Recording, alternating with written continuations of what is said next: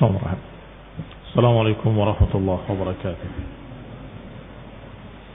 إن الحمد لله نحمده ونستعينه ونستغفره ونعوذ بالله من شرور أنفسنا ومن سيئات أعمالنا. من يهده الله فلا مضل له ومن يضلل فلا هادي له وأشهد أن لا إله إلا الله وحده لا شريك له وأشهد أن محمدا عبده ورسوله صلى الله عليه وعلى آله وأصحابه والتابعين وتابع التابعين ومن تبعهم بإحسان إلى يوم الدين. يا أيها الذين آمنوا اتقوا الله حق تقاته ولا تموتن إلا وأنتم مسلمون. يا أيها الناس اتقوا ربكم الذي خلقكم من نفس واحدة وخلق منها زوجها وبث منهما رجالا كثيرا ونساء واتقوا الله الذي تساءلون به والأرحام إن الله كان عليكم رقيبا. يا أيها الذين آمنوا اتقوا الله وقولوا قولا سديدا يصلح لكم أعمالكم ويغفر لكم ذنوبكم ومن يطع الله ورسوله فقد فاز فوزا عظيما. أما بعد فإن خير الحديث كتاب الله وخير الهدي هدي محمد صلى الله عليه وعلى آله وسلم وشر الأمور محدثاتها فإن كل محدثة بدعة وكل بدعة ضلالة وكل ضلالة في النار. Ikhwani fi din, a'azzakumullah, kaum muslimin yang saya hormati. Masih tersisa fawaid dari ayat-ayat yang lalu, yaitu ayat Allah dalam surat Al-Baqarah ayat 23 dan 24. Wa in kuntum fi raibin mimma nazzalna ala 'abdina fa'tu bi suratin min mithlihi wad'u shuhada'akum min dunillahi in kuntum shadiqin. Fa in lam taf'alu wa lan taf'alu فاتقوا النار التي وقودها الناس والحجارة أعدت للكافرين. Terakhir kita bahas faedah dari Syekh Sa'di rahimahullah bahwa kalimat in kuntum fi raibin, jika kalian dalam keraguan, maka pikirkanlah, bisakah kalian membuat satu surat yang seperti ini, yang seperti surat Al-Quran. Wad'u syuhada'akum, silakan panggil semua saksi-saksi kalian. Ini menunjukkan bahwasanya seorang yang memiliki keraguan ada dua macam. Ada syak al-ha'ir, ada orang yang ragu dan bingung, masih belum dong, belum paham, masih belum mengerti, masih bingung ini apa maksudnya. Maka silakan mencari sesuatu yang meyakinkan. Dan diantaranya dalil akli yang dibimbing dengan Al-Quran. Dalil akli yang dibimbing dengan Al-Quran. Karena dalil akli tanpa bimbingan Al-Quran berbahaya. Bisa menjadi aklaniyin, rasionalis. Dengan bimbingan Al-Quran, coba pikirkan. Beliau, Rasulullah SAW, seorang ummi, tidak membaca, tidak menulis. Seorang yang dalam keadaan tidak membaca, tidak menulis, tidak mungkin dia mengetahui tentang berbagai macam, tentang berita-berita gaib, tentang nabi-nabi yang telah lalu, atau tentang hari kiamat dan sebagainya. Bisa membawakan surat-surat yang indah dan bermakna dalam Al-Quran. Apa kamu tidak pikirkan? Ini untuk orang yang syak al-ha'ir, orang yang ragu dan bingung. Tetapi golongan kedua adalah asyak ghair sadiq, orang yang ragu tapi tidak jujur.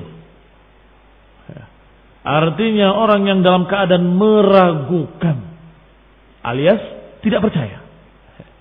tidak percaya pada Quran, tidak percaya pada Rasulullah SAW, maka orang ini sudah memegang sesuatu kekafiran, tidak mau tahu sama sekali. Maka demikian kenanya ayat yang sudah kita bahas sebelumnya di awal-awal surat Al-Baqarah. Innal ladzina kafaru sawa'un 'alaihim a'andartahum am lam tundirhum la yu'minun. Orang-orang kafir itu sama bagi mereka. Kamu peringatkan mereka atau kamu tidak peringatkan mereka sama saja. La yu'minun, mereka enggak akan beriman. Golongan yang inilah yang dikatakan sawa'un 'alaihim, yang sudah meyakini kekafirannya dan meyakini bahwa ucapan Rasulullah SAW tidak benar, meragukan ucapan Rasulullah SAW dan ayat-ayat yang dibacakannya. Juga faedah yang dibawakan oleh Syekh Sa'di selanjutnya, bahwa fi wasfir Rasul birul ubudiyah fi hadzal maqam al-'azim ala dalilun ala anna a'zama awsafihi sallallahu alaihi wasallam qiyamuhu bil ubudiyah. Sifat yang Allah sifati Rasulullah dengannya yaitu kehambaan. Lihat kalimatnya, mimman nazalna ala abdina, kata Allah. Siapa yang dimaksud abdina? Rasulullah SAW. Tapi dijuluki dengan abdina, hamba kami, kata Allah. Ayat ini menunjukkan bahwa Rasulullah SAW disifati dengan sifat ubudiyah, kehambaan. Dan maqamul ubudiyah, kedudukan kehambaan, kedudukan yang mulia, kedudukan yang sangat mulia. Bahkan dalil ala anna a'zam awsafihi sallallahu alaihi wa ala alihi wasallam al-ubudiyah. Bahkan ini merupakan dalil setinggi-tinggi sifat Rasulullah SAW. Yang kedua adalah ubudiyah. Apa yang pertamanya? Risalah. Sifat risalah, sifat kerasulan. Sifat yang kedua yang juga setinggi-tinggi sifat Nabi adalah sifat ubudiyah, sifat kehambaan. Jangan dibayangkan seperti ketika kita menyatakan beberapa orang dengan hamba sahaya. Ini budak. Rendah sekali. Bukan itu maksudnya. Tetapi budak yang dimaksud di sini dengan hamba dinisbatkannya kepada Allah yang Maha Rahman. Dinisbatkan kepada dirinya yang Maha Mulia. Abdina, hamba kami, kata Allah. Ini berbeda. Dan idhafahnya idhafatut tasyrif. Idhafahnya dijuluki dengan idhafatut tasyrif. Penyandaran kepada Allah untuk memuliakan.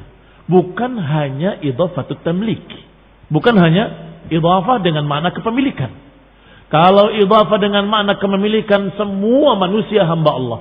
Yang kafir hamba Allah, yang mukmin hamba Allah. Yang baik hamba Allah, yang jelek juga hamba Allah.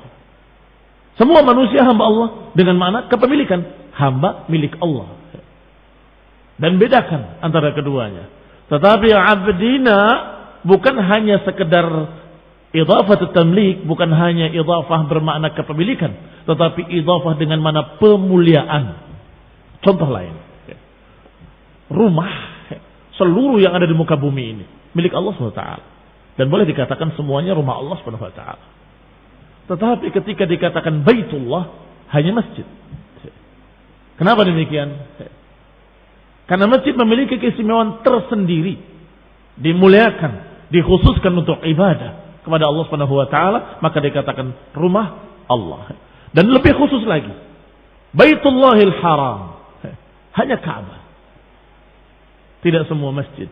Baitullahil Haram hanya Ka'bah. Maka barakallahu fikum, ini namanya idhafah yang menyatakan kemuliaan disandarkan kepada Allah Subhanahu wa taala. Dalil berikutnya atau dalil lainnya, ketika Allah Subhanahu wa taala menyebutkan dalam akhir surat Al-Furqan, wa ibadur rahmanil ladzina yamshuna 'alal ardi hauna. Ibadur rahman alladzina yamshuna 'alal ardi hauna. Wa idza khatabahumul jahilun qalu salama. Hamba-hamba Allah yang Maha Rahman adalah yang berjalan di muka bumi dengan tidak sombong. Yang memiliki sifat demikian disebutkan sifat-sifatnya kemuliaan semua. Ibadur Rahman. Mungkin kita bertanya, emang yang tidak seperti itu bukan ibadur Rahman, bukan hamba-hamba Allah yang Maha Rahman, terus hambanya siapa? Pertanyaan itu muncul karena dia salah paham memahami idhofah di sana. Idhafah di sana adalah idhafah bukan sekedar kepemilikan. Kalau idhafatul tamlik, hamba Allah yang Maha Rahman, maka semua manusia hamba Allah yang Maha Rahman. Tapi Allah katakan ibadur Rahman cuma ini. Cuma orang-orang beriman saja yang Allah katakan ini ibadur Rahman. Ini hambaku, ini hamba-hambaku. Allah akui mereka sebagai hambanya. Ini keistimewaan. Dan itu hanya orang-orang mukmin. Adapun mereka la yukallimuhumullah. Allah enggak akan bicara mereka, enggak akan ajak bicara mereka. Wala yanzur ilaihim walahum adzabun alim. Adapun mereka Allah tidak pedulikan mereka. Allah enggak ajak bicara mereka yaumul qiyamah. Allah tidak akan menengok mereka. Demikian pula kalimat abdina, nazalna ala abdina, kami turunkan kepada hamba kami. Allah Subhanahu wa taala menjadikan Rasulullah SAW adalah sebaik-baik hambanya, kekasihnya, khalilnya. Allati la yalhaquhu fiha ahadun minal awwalin wal akhirin. Kehambaan yang tertinggi adalah pada Rasulullah SAW. Tidak ada yang memiliki kehambaan seperti itu minal awwalin wal akhirin. Orang-orang yang terdahulu maupun orang-orang yang akan datang, enggak ada yang memiliki kehambaan yang setinggi kehambaan Rasulullah SAW. Allah katakan abdina, nazalna ala abdina. Allah katakan pula dalam ayat lain, huwallazi asra bi'abdihi. Dialah Allah yang mengisrakan hambanya. Falamma qama abdullahi. Berapa kali Allah sebutkan sebagai hamba Allah, hamba Allah, hamba Allah.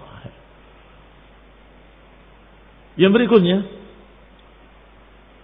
kama wasafa bil ubudiyyah fi maqamil isra, subhanalladzi asra bi 'abdihi, dan juga fi maqamil inzal. Allah sebutkan kalimat hamba Allah untuk beliau dalam berita tentang menurunkan Al-Qur'an. Tabarakalladzi nazzala al-furqana 'ala 'abdihi liyakuna lil 'alamin nadhira. Dialah Allah yang maha suci yang menurunkan Furqan ala 'abdihi, atas hambanya, agar menjadi pemberi peringatan untuk seluruh alam. Alam adalah selain Allah Subhanahu wa taala, disebut alam. Pada berikutnya kalimat uiddat lil kafirin. Pandangan ulama jauh ketika menyatakan dipersiapkan untuk orang kafir, mereka memahami berarti ini bantahan bagi Khawarij dan Mu'tazilah. Dari mana? Barangkali kalau kita membacanya sepintas hanya menyatakan dipersiapkan untuk orang-orang kafir, selesai. Ternyata dalam ayat ini mengandung bantahan. Qala, berkata Syekh Muhammad Syahid rahimahullah, hadhihi al-ayah wa nahwiha min al-ayat dalilun li madhhabi ahli sunnati wal jamaah. Ini dalil tentang madhab ahli sunnah wal jamaah bahwa surga dan neraka makhlukatan khilafan lil mu'tazilah. Pertama, bantahan untuk Mu'tazilah dari satu sisi dan bantahan untuk Khawarij dari sisi lain. Kita lihat bantahan bagi Mu'tazilah dari sisi mana? Bahwa al-jannah wan nar sudah diciptakan. Karena disebutkan oleh Allah uiddat, telah dipersiapkan. Uiddat lil kafirin, telah dipersiapkan untuk orang-orang kafir. Demikian pula surga dalam ayat lain disebutkan dengan uiddat, dipersiapkan lil muttaqin, untuk orang-orang yang takwa. Wasari'u ila maghfiratin min rabbikum wa jannatin 'arduha as-samawati wal ard. Apa akhir ayatnya? Uiddat lil muttaqin, dipersiapkan untuk orang-orang yang takwa. Neraka Allah katakan uiddat lil kafirin, dipersiapkan untuk orang-orang kafir. Fa hada khilafan lil Mu'tazilah, dan ini bantahan bagi Mu'tazilah yang menyatakan surga dan neraka belum diciptakan. Kata akal mereka yang bodoh, kalau surga dan neraka diciptakan untuk apa sekarang? Nganggur. Enggak ada manfaatnya, mubazir katanya. Enggak mungkin Allah menciptakan sia-sia. Ciptakan surga, ciptakan neraka tapi belum ada isinya. Karena isinya nanti setelah hari kiamat, setelah hisab, setelah kebangkitan. Berarti mubazir, anggur. Ini otak yang bodoh. Allah persiapkan dan Allah tunjukkan. Bahkan Rasulullah SAW menyatakan angin yang sangat panas Angin samum dikatakan itu min fayhi jahannam, dari uap neraka jahannam. Agar kalian tahu, yang panas, yang paling panas di dunia, yang kamu letakkan daging di padang pasir itu, matang dia, masak dia. Itu baru uap yang jauhnya sekian jauhnya. Bagaimana nerakanya? Karena takhwif. Siapa bilang sia-sia? Siapa bilang tabdzir? Wallahi dia jahil. Tapi dia profesor. Ya profesor jahil berarti. Kenapa? Dia tidak berpikir bahwa itu adalah takhwifan. Takhwifan sebagai perkara yang menakut-nakuti. Allah persiapkan dan Allah tunjukkan tanda-tandanya. Sebagaimana dikatakan tadi, min fayhi jahannam. Apalagi Rasulullah SAW diperlihatkan oleh Allah Subhanahu wa taala surga dan neraka. Bahkan ketika salat Rasulullah SAW maju, kemudian tiba-tiba mundur. Setelah selesai para sahabat bertanya, ya Rasulullah, aku melihat engkau tadi maju berapa langkah, kemudian mundur berapa langkah. Diperlihatkan kepadaku surga, sangat indahnya sehingga aku maju ke depan. Tapi ketika diperlihatkan neraka kepada aku sangat takutnya dan aku mundur ke belakang. Ini juga bentuk dalil bahwa surga dan neraka sudah ada, sudah diciptakan. Bahkan ketika para sahabat mendengar suara, kalian tahu suara apa itu? Itu adalah batu yang dilemparkan ke neraka jahanam 70 tahun yang lalu, baru sampai ke dasarnya hari ini. Ini takhwif. Ada hikmah yang sangat besar. Siapa bilang mubadzir? Siapa bilang sia-sia? Tidak sia-sia. Maka kata beliau, kata Syekh Sa'di rahimahullah, hada dalil ala anna al-jannata wan nar makhluqatan. Bahwa surga dan neraka sudah diciptakan. Wa da khilafan lil Mu'tazilah, dan ini menyelisihi, membantah akidah sesat Mu'tazilah. Wa fiha aidan, dan juga ini bantahan bagi mereka-mereka kaum khawarij. Wa fiha aidan al muwahhidin wa in irtakabu ba'd al kaba'ir la yakhluduna fin nar. Bahwasanya akidah Ahlussunnah wal Jamaah menyatakan ahli tauhid bagaimanapun dia berdosa dengan maksiat-maksiat, maka dia mesti akan diselamatkan dari api neraka. Li'annahu qala u'iddat lil kafirin, karena Allah katakan dipersiapkan untuk orang kafir. Falau kana usatal muwahhidin yakhluduna fiha, kalau saja orang bermaksiat kemudian kekal di dalamnya, maka niscaya tidak akan dikatakan u'iddat lil kafirin, akan dikatakan u'iddat lil kafirin wal usat wal 'asin, kan begitu. Niscaya akan dikatakan dipersiapkan untuk orang kafir dan untuk orang-orang yang bermaksiat. Tidak. Allah katakan dengan kalimat u'iddat lil kafirin. Kenapa? Karena mereka orang-orang yang bermaksiat kalaupun masuk neraka, enggak akan selama-lamanya di sana. Berarti bukan tempat tinggal mereka di sana. Bukan untuk selama-lamanya di sana. Khilafan lil khawarij wal mu'tazilah, dan ini bantahan bagi khawarij dan mu'tazilah. Bantahan bagi khawarij dan mu'tazilah. Khawarij meyakini orang berbuat dosa kekal dalam neraka, dan mereka menganggapnya kafir, padahal mereka tidak kafir. Adapun neraka dipersiapkan untuk orang-orang kafir. Tapi kepada Mu'tazilah juga bantahan. Kata Mu'tazilah, yang memang tidak kafir tapi kekal dalam neraka. Tidak kafir tapi kekal dalam neraka. Maka kita jawab dengan ayat ini. Neraka itu u'iddat lil kafirin. Kalau kau mengatakan kekal dalam neraka tapi bukan kafir, bertentangan dengan ayat ini. Allah persiapkan neraka untuk orang-orang kafir. Adapun muwahhidin, orang yang masih memiliki tauhid, kalaupun mereka diazab, tidak kekal di dalamnya. Ada satu lagi faedah yang disebutkan dalam tafsir Ibnu Katsir rahimahullah tentang ayat Allah Subhanahu wa taala, bahwa tantangan Allah, fa'tu bi suratin min mithlih.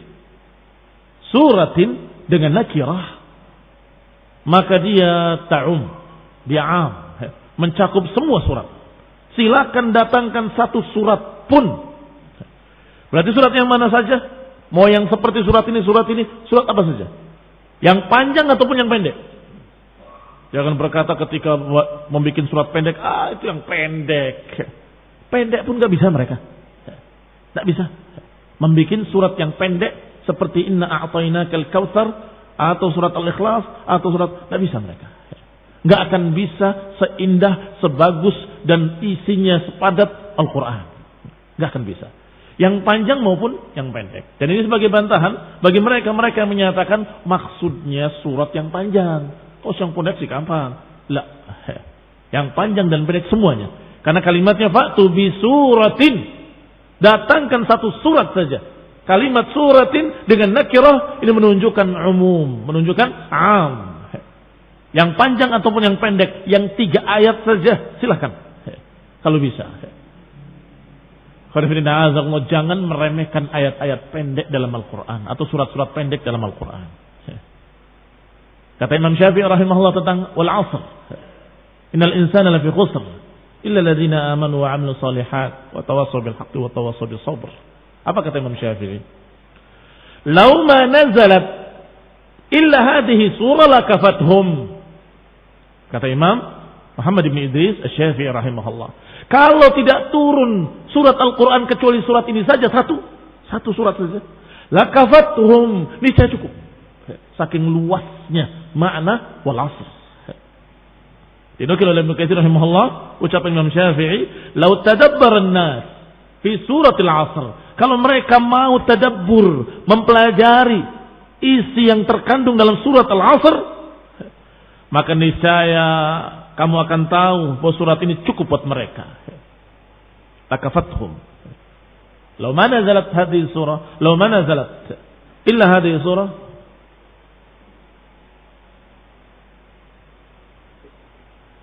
Law ma nazalat illa hadhihi surah. Kalau tidak turun kecuali surat ini, maka lakafathum, akan cukup. Menunjukkan apa? Bahwa surat yang pendek ini sangat luas maknanya. Sangat luas maknanya. Cukup kalau tidak turun surat-surat Al-Quran kecuali satu surat ini saja. Untuk pegangan hidup cukup. Demikian pula ketika turun surat Al-Asr, Amr ibn al-As ketika masih belum masuk Islam, pernah dia diutus oleh kaumnya untuk ke Musailamah al-Kadzdzab. Musailamah al-Kadzdzab yang mengaku Rasul. Sampai di sana ditanya oleh Musailamah, apa yang diturunkan pada sahibukum di Mekah? Surat apa yang baru diturunkan kepada teman kalian itu di Mekah? Dijawab oleh Amr bin al-As, suratun wajizatun balighah. Telah turun kepadanya surat yang simpel tapi padat, tapi tinggi maknanya, sangat mengagumkan. Apa itu? Kata Musailamah, Al-'Asr wal 'asr innal insana lafi khusr illa alladziina aamanu wa 'amilus shalihat wa tawassaw bil haqqi wa tawassaw bis sabr. Fafakkara sa'atan. Musailamah berpikir sejenak. Seakan-akan dapat wahyu. Kadzab. Menundukkan kepalanya. Faqal, kemudian mengangkat kepalanya dan berkata, laqad unzila alayya mithluha. Telah diturunkan kepadaku surat yang semirip itu. Telah diturunkan kepadaku surat yang semirip dengan itu. Qal, dibacakan ayatnya, ya wabar ya wabar, innama anta udunani wa sadr wa sa'irka haqr wa faqr. Kaifa ya Amr? Dijawab, kaifa ya Amr? Kalimat ini menggelikan sekali. Ya wabar, inama anta udunani wa sadr. Wahai marmut, kamu itu tidak lain kecuali dada dan 2 telinga. Dan seluruhmu hanya kerendahan dan kefakiran. Ya Amr, bagaimana pendapatmu surat yang turun kepadaku? Faqala Amr, wallahi innaka la ta'lam anni la a'lam annaka takdzib. Sungguh demi Allah kamu pasti tahu bahwa aku ini mengetahui engkau dusta. Kau pasti ngerti bahwa aku ini mengetahui engkau dusta. Ya, ini sangat gamblangnya kedustaan dia. Karena kalimatnya membuat bahan tertawaan mereka orang-orang Arab. Sama sekali nggak ada balaghah dan sama sekali nggak ada keindahan, ditambah lagi nggak ada makna. Sama dengan yang kemarin, al-fil, anfuhu tawil, jismuhu kabir. Nggak perlu diterangkan. Nggak perlu diterangkan bahwa gajah itu badannya besar. Semua sudah tahu. Belalainya panjang. Sudah tahu semua. La yufid syai'an. Tidak menambah faedah apapun. Ini juga sama. Wabar. Wahai marmut. Binatang yang berbulu sering dikatakan dengan wabar. Dan laki-laki yang berbulu juga dikatakan wabar.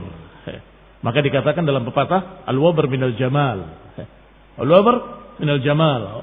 Laki-laki yang berbulu itu salah satu sisi keindahan.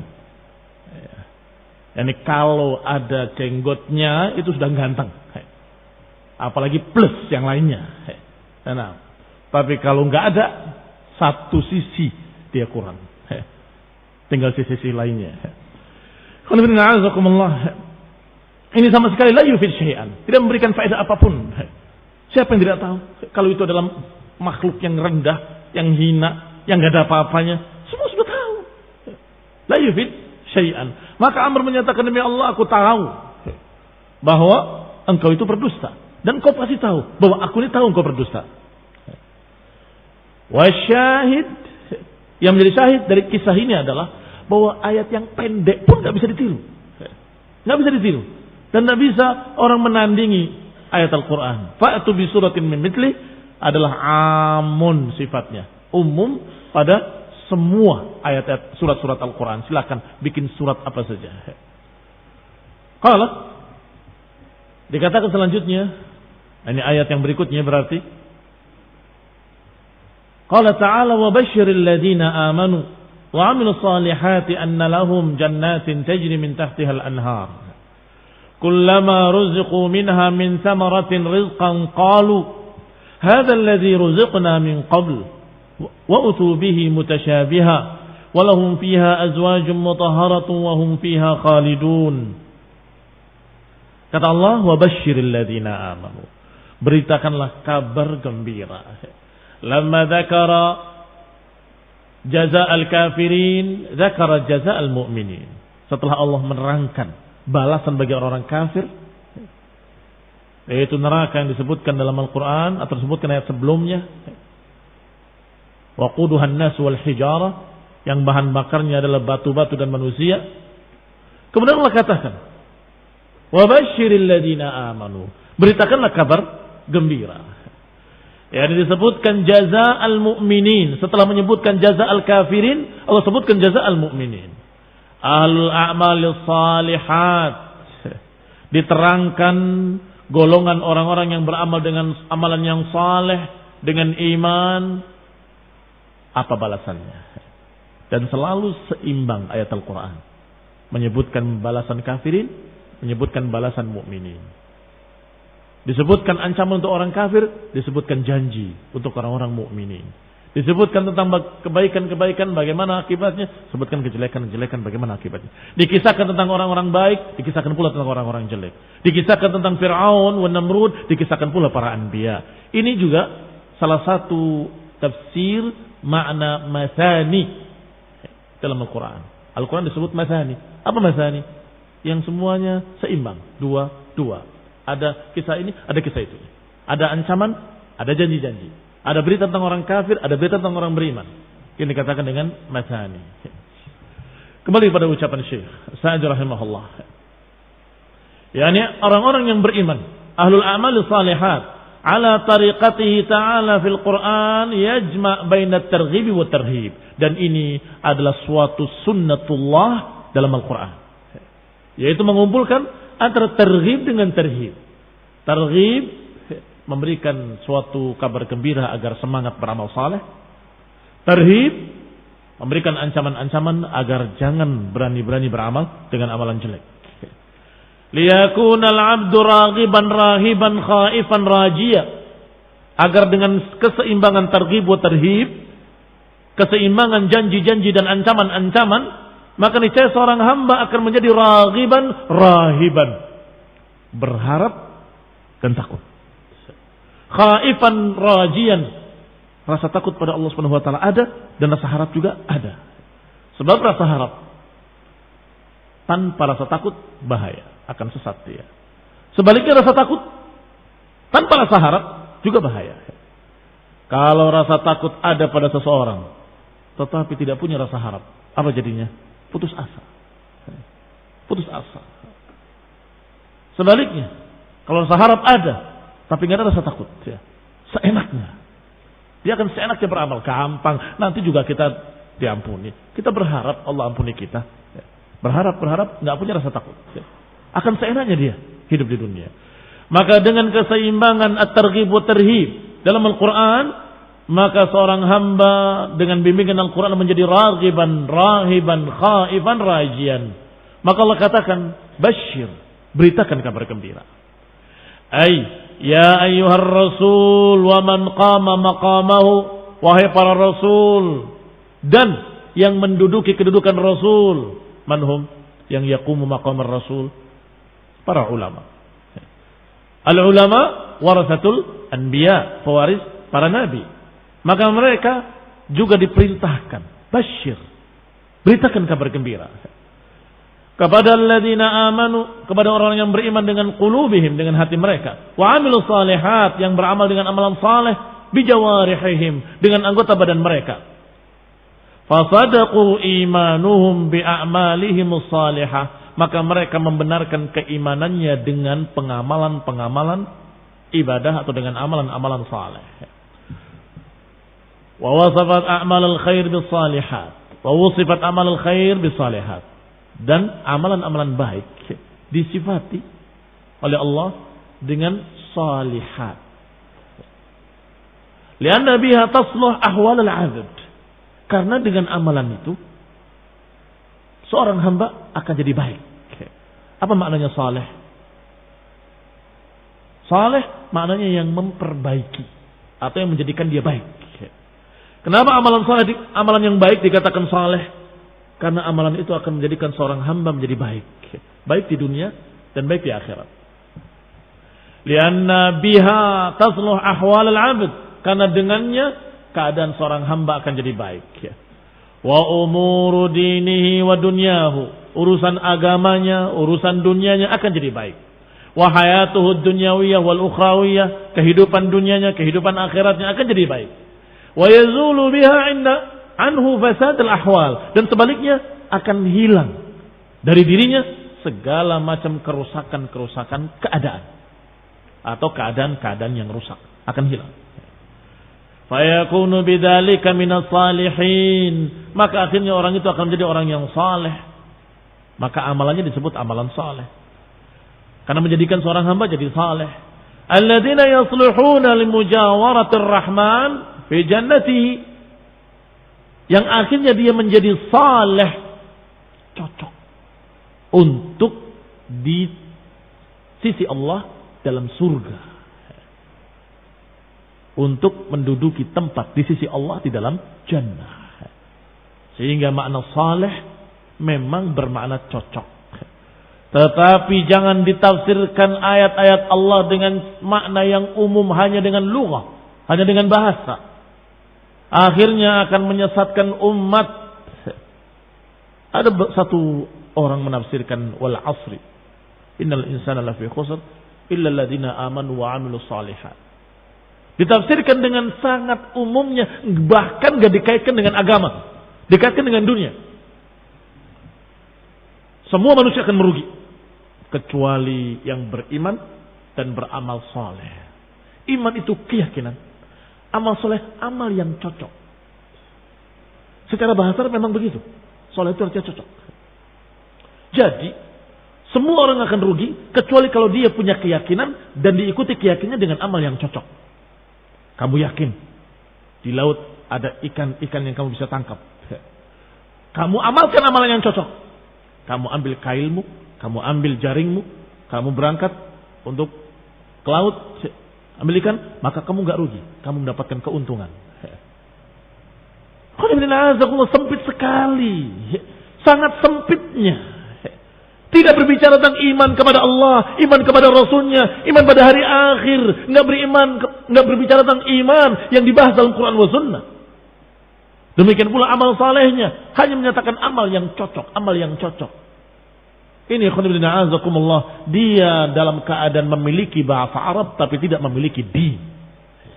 Hanya ngerti bahasa Arab tapi nggak ngerti tentang agama, akidah, usul, sunnah. Dia nggak ngerti. Kaum muslimin yang saya hormati. Diterangkan oleh Syekh As-Sa'di rahimahullah. Al-alim, al-mufassir, al-faqih. Bahwasanya amal saleh adalah amal-amal yang sesuai dengan Quran dan Sunnah. Kenapa dinamakan saleh? Karena dia akan memperbaiki seorang hamba. Kalau hamba itu jadi baik, jadi saleh, maka cocok, pantas. Saleh li an yakuna, untuk menjadi seorang di dalam jannah bijiwarillah, di sisi Allah subhanahu wa ta'ala. Berarti amal yang cocok, iya, amal yang menjadikan dia nanti cocok untuk masuk surga. Amal yang menjadikan dia pantas untuk berada di sisi Allah subhanahu wa ta'ala. Apa amalan yang menjadikan dia pantas untuk mendapatkan surga dan mendapatkan kedudukan tinggi di sisi Allah? Ya jelas amalan yang sesuai dengan Quran wa Sunnah. La khilafa fi. Nggak ada ikhtilaf dalam masalah itu.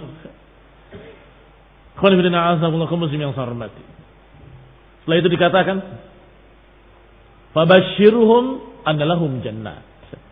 Kabarkan kepada mereka kabar gembira bahwa mereka akan mendapatkan surga. Jannah. Yani basatin, bustan-bustan, kebun-kebun.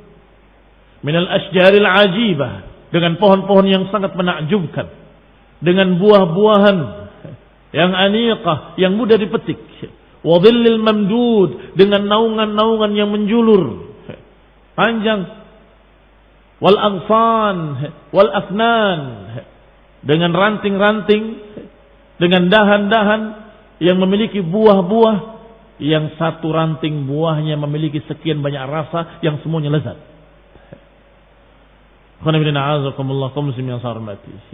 Ini gambaran yang sungguh setiap orang ingin.